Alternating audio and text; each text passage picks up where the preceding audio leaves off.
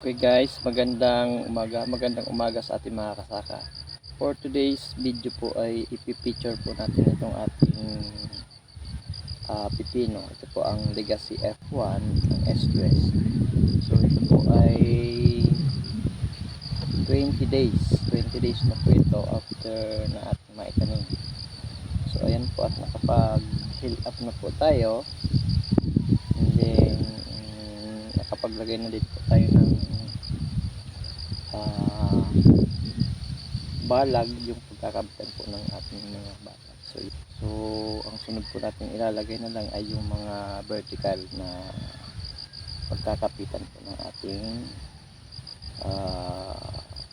pipino, kasi po ay yan, lumalabas na po yung mga ano niya, mga tendrils yan.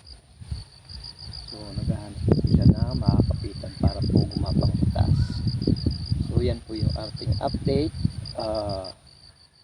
sa ating Legacy F1. 20 days po siya, and start na po siyang gumapang pataas. So yun lamang guys, thank you for watching, peace out.